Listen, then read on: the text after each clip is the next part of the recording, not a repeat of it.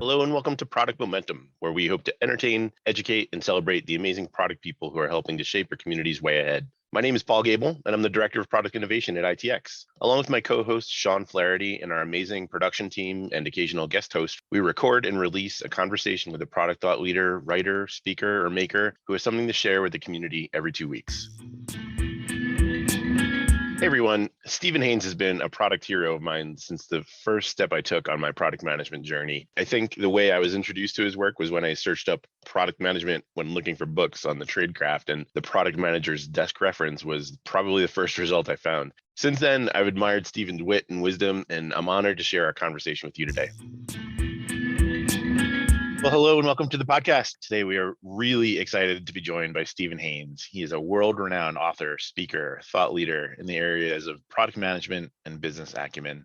As the founder of Sequent Learning Networks and the Business Acumen Institute, he's trained tens of thousands of people who work in product management and other functions. His industry-defining work has contributed to the transformation of mindsets, methods, and corporate competitiveness. Stephen's books include The Product Manager's Desk Reference, editions 1 through 3, Product Manager's Survival Guide, Managing Product Management, and the Business Acumen Handbook. Stephen, welcome to the show. So happy to have you. Great to be here.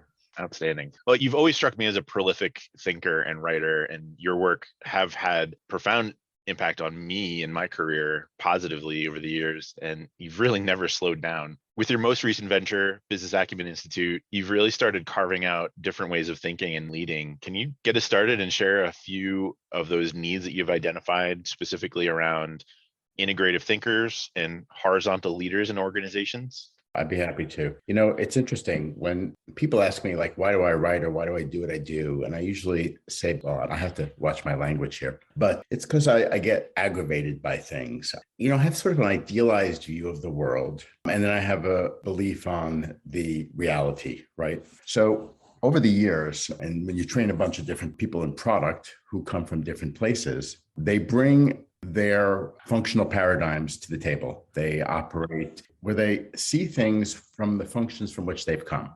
And they come into this role where they're supposed to look at a bunch of different things, different data, signals, operations, marketing, all these different functions, right?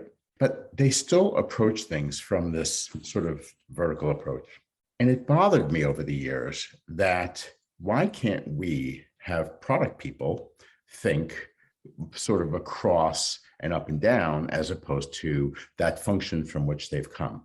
So this is going on for years and years. And I think, you know, we try to teach this in our product management workshops, right? Anyway, a few years ago, I was doing an onboarding program at one of the big banks, and I saw that there was a guy who had been teaching this course on business acumen in the same training room that I was in. And I looked at his book and I looked at his materials, and he was teaching something about business acumen, but he was teaching more about finance. And I said, wait a minute. If you want to teach people to think differently and introduce them to this idea of building business acumen, then it's multifaceted, multi-leveled, and it's not a one thing. Yeah, it's a manifold thing, if that's the right way to say it. Do you know what I mean? Absolutely. And this is the stuff that starts bothering me. Like, well, how can I help? How do I expand my horizons from just training product managers to train people to think like business people? Others who I had spoken to at the time about this hypothesis of there's got to be a better way said, well, product management is business acumen. And I said, yeah, but you know, when you talk about like things like market segmentation, right? You know, you have to aim someplace, and that place that you're aiming has to be receptive enough to hear what your message is. So if I want to teach business acumen to product managers, it's only going to resonate with a smaller population. What I had learned through talking to my client friends and things like that, and these are people who are in organizational development and leadership development, is that, you know, there's something missing in this realm of business. And it goes beyond the MBA. Yeah. Right? The MBA teaches you that there are various components and structures or infrastructures in companies, and not everybody has this innate sense of how things should fit together. The best of the CEOs do, the best of the general managers do, but not everybody across the body of the company. And that's what sparked me. So I ended up writing this book called The Business Acumen Handbook. People say, oh, that's great. What are you going to do with that? And I said, I don't know. Well, maybe you ought to make a course. Okay, so I'll make a course. So I worked for about a year, and I kept on sharing it with some of my client friends, again, who will tell me the truth about whether or not something got meat to it, or you could bite into. And so I did that and ran some pilots and came up with a program that works. And then I invented a company. So the company is literally a flanker brand company, if you will. Love it. Started out as a, run from one company, but now there are two separate identities and two separate structures. So anyway, that's sort of where I went to. I hope it's not too long-winded of an answer. No, that's perfect. Now, you've given a ton to unpack there. And I think, one of the things that has struck me is coming from a Big Four consulting background, getting my MBA, and then finding my way into product from that angle. A lot of what you talk about reflects my personal journey. So I appreciate that insight a lot. I think having that background, being able to run pro forma financial models and being able to put together an internal rate of return, and understanding that while vision and strategy and building a delightful experience are important parts of product management, there also needs to be a business case to provide oxygen to keep the thing alive, and understanding that piece of it is really important. So let's talk about the Business Acumen Handbook and some of the quick start guides that you've started to release. The most recent work of yours that I've read is the Building a Business Case. It's helped me sort of transform my thinking around building a true business analysis practice within the product management space. Do you have any more vision or ideas in the works for further quick start guides? What's the strategy there? There are a couple of things afoot here. First of all, when I wrote the desk reference, the original version has like 800 pages in it, which is like, now it's scary. It's like, who the heck's going to lug around a 3.5-pound book or something like that? It is the desk. Well, that's what it is. But nobody has desks anymore because everything is virtual.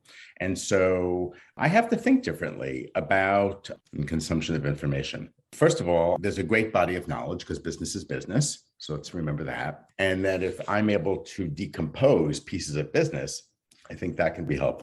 And so decomposing pieces of the puzzle, I think, is helpful. There are two vitally important documents that business people need to be able to master. And it doesn't matter what functional area you're from. One is a business case and one is a strategy. And actually, the strategy comes first, the business case comes later. But for me, business cases have been, I'm a finance guy by trade, and I've written a zillion business cases for all kinds of things throughout my career. And I have always taken to them like a fish to water. It's just a natural way for me to analyze how an investment opportunity ought to pan out and how it needs to integrate within the fabric of an ongoing company. So that's one thing. The next book is called How to Create a Winning Strategy. But these are booklets. These are how-to guides. So it's almost as if I could explain the methodology and a rationale behind a specific document and provide almost a templated approach. Like, I don't want people to fill in the blanks for these things. These are thinking person's documents. But if I can provide a bite-sized enough piece of each of them, maybe I can contribute in some way toward, corporate effectiveness on the bigger picture thing. And this book, if you will, I've written about strategy so many times. It should have been easy. I said, well, I'll just have it done, 3 months ago. Well, it's now, 40 something pages long or 50 pages long, and I'm still not done because the way in which I want to explain things to people, like, how do you explain a vision?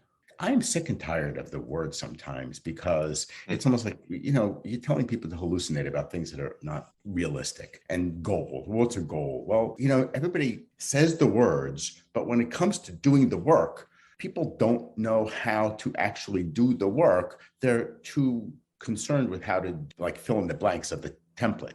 Yep. And when they have to come down to measuring what they're supposed to be planning out or doing, they're not necessarily achieving results. And then, listen, this is not a fait accompli. It's not the thing that it's happening all the time, but it happens enough to bother me. Yeah, I think what you're getting at is there's a lot of talk in the industry about strategy versus tactics. And we assume both to be well-known and we assume both to be true. And while as a community, we've gotten really good at strategy and shooting, moonshots, But when it comes down to the brass tacks of running a business and understanding what does success look like and how do we build a team around it, those real nitty-gritty tactical problems are difficult to solve, and they require a degree of rigor that's rare, if that's what I'm understanding you say. There's a degree of truth to that. The other part is that we get stuck in, going down these rabbit holes every day, that if we had the proper strategic context, perhaps we would reconsider what we were doing, or perhaps other people should be dealing with things that people like product people or others are dealing with, right? Yeah. So I think that becomes a huge challenge. But again, strategy versus tactic, these are just words. It's like, if you're playing football and you may have a play plan, the minute you step your foot on the field, everything is off. Like, snap the ball and all these pieces are in play. Now, people like quarterbacks and people who understand what their assignments are figure out how to deal with it during that specific time of play, and then they come back and regroup, right? So that agility of play is critical in how I think people need to think strategically. But when you get sucked down into the whole of your day-to-day, okay, every meeting and every email and things that we do, we are not as efficient as we could be. And I think it's not that I can change human behavior, but how can we figure out how to get 10% more productivity out of our day-to-day lives by thinking more strategically about what it is we're doing and how does it contribute to the goals of the organization and what's the noise? Yeah. I'm feeling a bit seen at the moment. That definitely describes a few items that I'd like to check off my personal checklist. But I want to shift gears just slightly and talk about how we get this training into organizations. So the problem that you've identified and the way that you've implemented it, targeting consumption for those busy people who need it most. You've latched onto this idea of nurturing cohorts in businesses laterally and helping bring this to light in ways that isn't just a mercenistic approach to skilling up or leveling up or resume boosting or even up and out kind of culture. When we're talking about bringing this to organizations and bringing this to teams, what's the thing that you think is going to level up the next generation of leaders in organizations most effectively? Well, this is what's interesting about the fortuitiveness of the Business Acumen Institute, and the timing seems to be everything. Most leadership development programs tend to target higher level people who are moving, towards C-suite perhaps, and that can be problematic for other people. And from what I have learned, this category of person called an emerging leader or manager, it's sort of my sweet spot. And it doesn't matter what function that you're working in. You can work in operations, you can work in supply chain, you can work in marketing. It doesn't really matter. But there's pockets of excellence. And what is it that the executives are actually looking for? I was reading something, and I don't know if I'm paraphrasing or coming up with my own word, but there was this term, the exceptional generalist. And it's so interesting because, like, years and years ago, when, all the management consultants and the Peter Druckers of the world, talking about these are the managers, these are the knowledge leaders and things like that, right? These are the middle managers. And I think that the middle managers have been lost. Yeah. And to me, it's like, what happened? Where did these people go? Well, maybe companies decided they wanted to flatten. They didn't want fluff in the middle. They don't want supervisors of people. They want leaders, people who are supervising others to do work. And I think that, well, you can't coach and develop talent unless you have enough people who have the mindset to be able to do so, right? And so that is a problem, I think. And it's something that I aim to solve. And I know from my clients that this group, these cohorts, are really emerging inside of major companies. And I've heard it from companies from automobile to technology to, it's interesting, processing of grains. I've heard it from HR departments. I've heard it from everywhere. And to me, I think this is a huge, huge opportunity. Yeah, from our experience working with clients as well, there's definitely a middle role that is somewhat neglected. And I think one of the things that you're speaking to is a paradox where if all leaders focus on our top performers, they're the ones who go to conferences, they're the ones who get training, they're the ones who get exposure to the C-suite, then you're going to get incremental gains and you'll have a self-fulfilling prophecy where the people who you identify as top performers get the exposure and the opportunities. But when you do focus on the team, the cohort, there's a much greater delta over raising up those who might not be perceived as top performers in air quotes. And the delta there isn't incremental, it's transformational. And you raise the whole team up to a much higher level than you ever would by focusing in on top performing individuals. Is that part of this too? Is that a fair reflection? Yeah, I think so. And I think also there's sort of this environment that I think senior executives need to create. There's this nurturing or cultivation of talent that I think is really vital in terms of how do we create this environment. We were talking about this hospitableness Yeah, of an environment. I love this. Yeah, How do you, I know it sounds really strange, but how do you cradle people? yeah, Right. Well, you're not cradling people. You're basically taking this group of people and you're saying, I think that there's value in what you can bring to an organization. I was interviewing a guy, he was at one of the big Canadian banks a bunch of years ago, and he talked about the fact that they had talent scouts. What's a talent scout? Like in a sports team, a talent scout would be you're out in the farm teams and you're looking at, pitchers and catchers and people who may have talent to go to the big leagues, right? Well, that's what they did. And it wasn't the fact that, I have people running around. It's that senior executives were tuned in to those who they were integrative thinkers. They were collaborators. They understood how to work the system. They understood how to, develop some of the political capital that was necessary. And these are some of the key dimensions of business acumen, right? right. That go beyond, understanding your markets and understanding your customers. It's about how they operate and their mindset.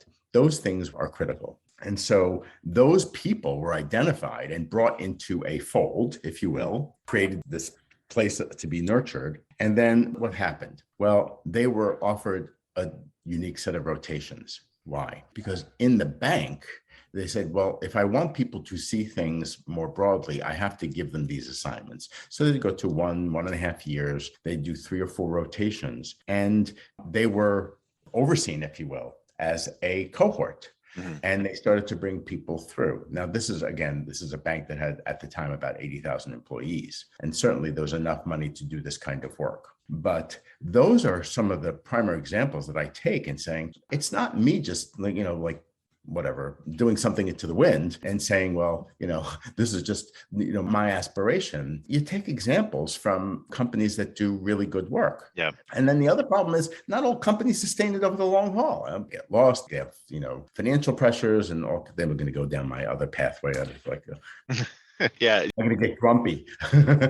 One of the quotes that you mentioned in getting ready for the show that stuck with me, and I've actually implemented some of these ideas just in the days that we've spoken before. You said training doesn't stick unless your environment is sticky.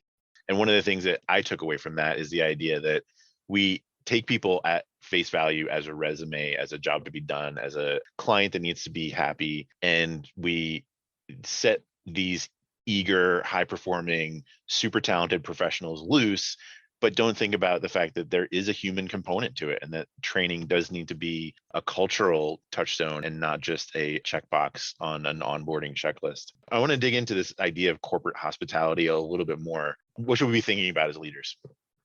Well, training provides a pathway. Think of, you have a hallway or something like that. And you want everybody to be able to walk down the hallway. And some people come into the hallway at different places. But when you're walking down the hallway, you get to the end, everybody's going through having passed through the same space. And you absorb things from your environment and everything else. When you come out at one point, you say, okay, now what? As we walk through the door, what's next? Well, if people go through a training class and they've gone down the hallway and everybody speaks the same language, supposedly, right? Then what are you supposed to do with it? And I will often say to executives who are sponsoring my programs, are you going to be able to stand up in front of the room before we start and say, here's what we're doing, here's why we're investing in this, and here's what's expected from you at the end? Unfortunately, what happens, and it happens way too often for my taste, is that people just sort of say, well, I got work to do, But what I do know is that when there are executives who will sponsor and support and provide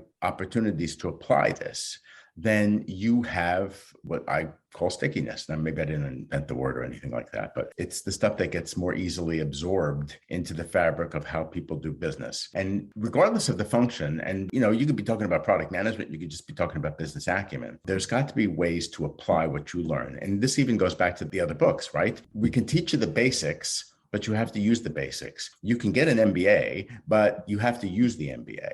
Okay. I'll make a side comment, right? I was a financial analyst, but I took my degree in finance. I was going part time. Every time that I learned something new in the class, even though my teachers were ick sometimes, I realized, oh my goodness, this is a really interesting thing to do. And so it enhanced the way I think about things. And all I want to do is help people to think differently, Yeah. to think more systemically, and to think more about the context of what it is that they're trying to do and what they want the organization to be able to do, how they're going to contribute. So stickiness is not just that the executives have, a responsibility to create this hospitable environment, but the people who are participating is don't just go there because you have to go there, and go because you believe there's something here. Yeah. And I'll tell you another. This has happened several times, but somebody made a comment on an evaluation form. Yeah, but I already took this in MBA school. Then why are you here? And why don't you participate and share with others what you learned? This is not single-threaded stuff. This is cross-functional, cross-organizational stuff. So you want to silo yourselves off and say, I already learned this and harumph your way forward. Good, knock yourself out, but you're not a corporate team player. Yeah. Team players help other people to learn and grow. Sorry, then I'm like getting all into a zone. No, I love it. I think that that's part of the culture that's missing. It's when we're all cutthroat, we're all looking for, what's next. I think that the paradox is it doesn't make you better. It makes us all more mediocre. We all become less effective as a team. But where there's that delta, I think that those people who have the skills giving back and creating feedback loops, which is one of the things that I want to kind of get to here. And one of the pieces that I think you've identified in high performing corporate hospitality minded teams is that there is a piece of the nurturing, the cradling, as you said, the feedback loop that helps leaders create the culture. It's not a one and done. You don't go to a seminar and fix all your problems. There's an ongoing process. And I wonder if you can talk a bit about how people should be reflecting and sharing back to counter the harumphing through. You mean like people who go through programs and stuff like that? Yeah. How do we share back to our teams? I was just talking about this the other day with a client, and it had to do with like, what do we do? And I said, well, maybe what you all work on is that you have these teams of people, and every quarter you do a market update. You have a standard way of consolidating all of your insights and research. Why would you do it once a quarter? I said, because if your market is changing, at some pace, all right, and you miss a signal and you know that you have to do an update, not that, oh my God, I have to go do an update, but imagine what you will learn from doing that. Imagine when other people get to share with one another what they have learned. Whoever gets a chance to really just sit around the room once a quarter, once a month, whatever, and say, hey, how about a new state of the market update? Yeah. State of the market is one of the things that we talk about. What about something like a business health or a product health update? Now, most companies do like quarterly business reviews and stuff like that. Well, you can drive them down more deeply into the organization. Earlier in my career, one of the things I did was community meetings. What did I do? Well, you bring people from different departments to a room early in the morning. This was when I used to work at AT&T. This was great, right? I bring all the coolest food on the planet, bad food. But we would do show and tell. Tell us what you've been working on. When you work in AT&T and you have the Bell Laboratories group, whoever can remember what they are, you have great developers and engineers, you have great QA people, you've got really outstanding marketing people and ops people, and they come in and they talk about their stuff. People felt they belonged, and people get a chance to hear and they learn. And there's a community like why we're here. Like different people keep their fingers on the pulse of things that they're interested in. Okay. And when people get a chance to share that kind of stuff, it's really great. And that's part of culture. That's part of community building, sort of the zeitgeist of an organization. I think that that's stuff that I don't know if it's missing. I don't have enough data to say, all companies suck in this way. I think that many companies probably doing a great job. I think that there are a lot of companies who can do a whole lot better. I think that they have streamlined things to the point and pared down resources to the point. Here's where I get on my soapbox about, I know it's more important to return money to shareholders, but I've been listening to earnings calls, and I have to tell you something that buying back $27 billion of stock, how about invest a few more $1 billion in some people? How about invest a few more $1 billion into the educational infrastructure? And this is, whether it's a political stance or not, I think that we are not investing enough in people development inside of these corporations that are producing huge amounts of cash. Yeah, I love that idea. I think it's crucial to hear, especially right now at the moment in time we find ourselves at as business leaders. I want to wrap up with a few last questions, and I hesitate to ask this next one because it probably falls into the category of one of those empty words that we throw around that have kind of lost meaning. But we ask all of our guests and I want to ask you too, just to see what happens. What do you think is the best definition of innovation? What does that word mean to you? Well, it's a conversation I have fairly frequently. So let me tell you about things that I think innovation shouldn't be. Okay. A lot of people have associated a product development process with innovation. Hmm. They call it the innovation funnel, the innovation this, the innovation that. I think they just in love with the word of innovation. Okay. If a company wants to creatively advance, they've got to find some new ways to do business. That if you stay with one core business, ultimately your business will become a commodity, become just functionally complete that anybody else can replicate at any place. Even my Sequent Learning business, okay, it's a 20-year-old company now. Yeah. How many companies doing product management training now? Blah, blah, blah, right? So anybody can take basic product management class. I don't care as much about them and I like the business, but I have to have advanced programs. I've had to create more content that has more applicability. The development of the Business Acumen Institute was an innovative approach to solving a problem that I thought. But there's sort of the incremental way of doing things because you learn a few things along the way. And then, there's the academic thing of the breakthrough innovation, the creative way of, solving a problem that nobody knew that they had. Beats the heck out of me because only a small number of people are going to be able to do that. But when executives say to the employees, you have to be more innovative and you've got to come up with these breakthroughs, like they don't just fall out of the sky. And nobody's doing enough work, where like everybody's like got heads down. Like, how am I going to be more innovative when I've got 32 reports to file by the end of the week? And so if you're out in the market, if you're out in the field, if you understand the domain, if you see the things that are going on and something hits you on the head and say, why are they doing it that way? That's the question. That's your source of creativity. And in my years in product, most of the time I was in business process automation. So you're watching people do stuff and you say, why? Because when people are stuck doing things their own way, that's great. So you look at things from an outside in point of view. Maybe you come up with a more innovative way to solve a problem that becomes a better value prop for your company and a better way for a client to do their work. But it's not innate. Just because somebody says you got to go be innovative doesn't necessarily mean you're going to go be innovative. Yeah, I love that take. That's a great answer. I think it's real. It's definitely meeting people where they're at. Last question, where can people find you? We'll put links to your businesses in the show notes, any books or conferences or courses coming up on the horizon to keep an eye out for. First of all, I am the host of a new podcast called Masters of Business. So hopefully people can go to that, but they can find me on two of my companies. One is called Business Acumen Institute. So it's business-acumen.com, or the product management company, sequentlearning.com. But other than that, you can find me on LinkedIn. You can connect with me, and I'm always here to help.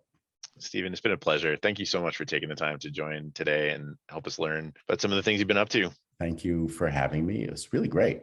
I like doing this. Outstanding. Well, cheers. Well, that's it for today. In line with our goals of transparency and listening, we really want to hear from you. Sean and I are committed to reading every piece of feedback that we get, so please leave a comment or a rating wherever you're listening to this podcast. Not only does it help us continue to improve, but it also helps the show climb up the rankings so that we can help other listeners move, touch, and inspire the world just like you're doing. Thanks, everyone. We'll see you next episode.